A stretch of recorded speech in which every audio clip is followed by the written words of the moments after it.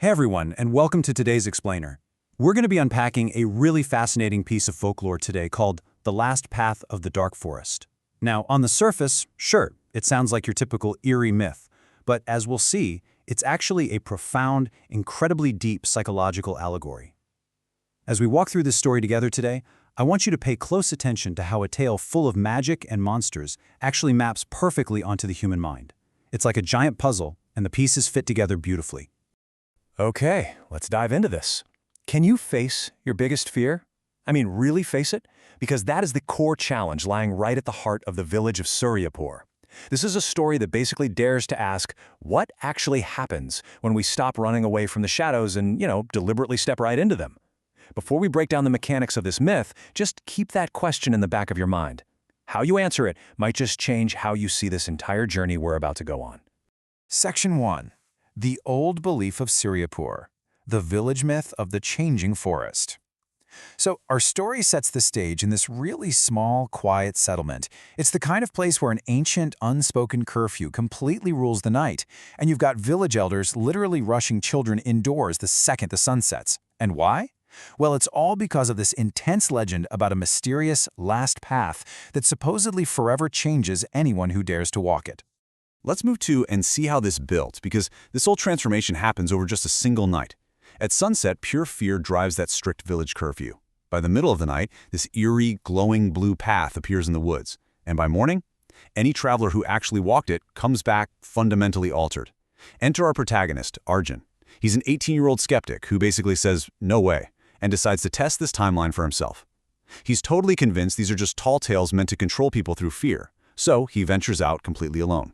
Moving on to Section 2. First step in the forest, following the blue light and the white wolf. So picture this. As Arjun takes that very first step into the eerily silent tree line, the legendary glowing blue path actually appears right under his feet.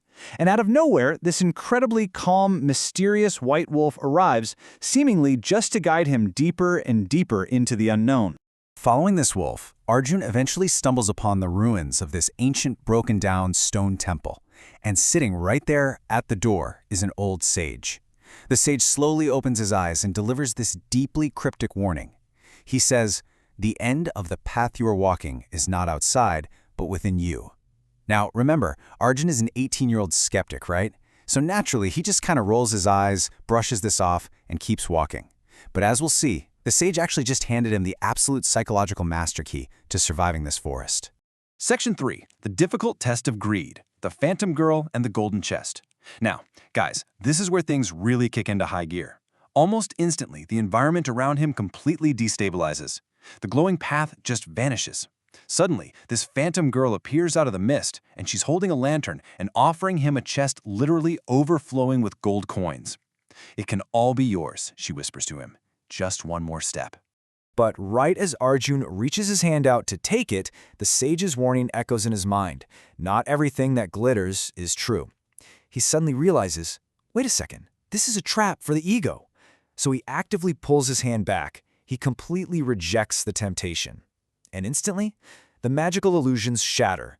The entire forest violently shakes, the golden chest turns to smoke, and that phantom girl just dissolves into thin air.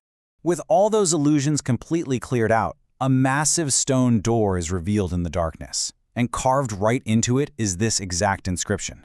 Only the one who conquers his greed can cross the final path. This is absolutely crucial, because it proves that the so-called monsters in this mythical forest, they aren't goblins or ghouls. They are actually the darkest impulses of the human mind. Greed was simply the first gatekeeper. By denying it, Arjun has proven he's got the mental fortitude to face whatever is coming next. Section 4. The Giant Mirror of Fear, Confronting Inner Anxieties.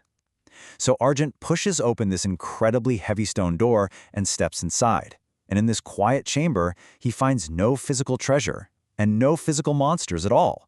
Just a towering, giant mirror waiting for him.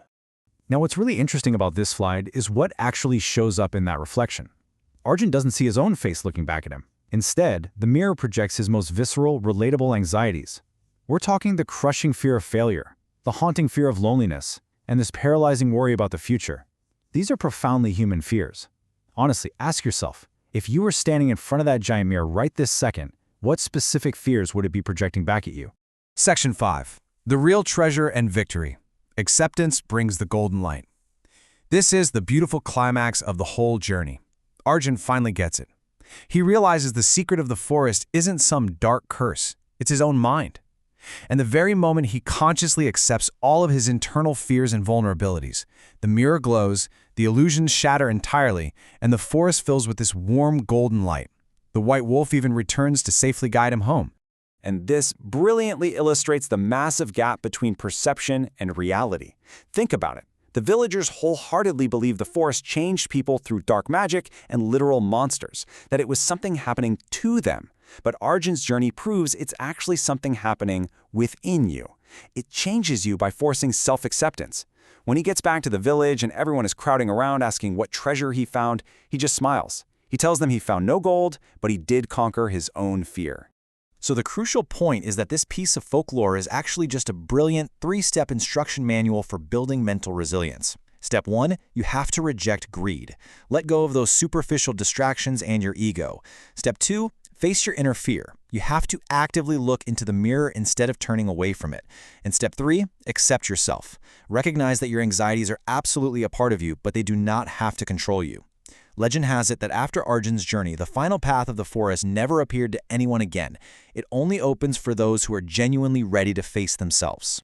As we wrap up today's explainer, I want to leave you with this one final thought. The dark forest? It isn't a place on a map. It's the uncharted territory of your own mind. We all have a dark forest, and we all have a giant mirror waiting for us in the dark. So, what is your dark forest? And when the time comes, do you have the courage to step up, look at the reflection, and face the mirror?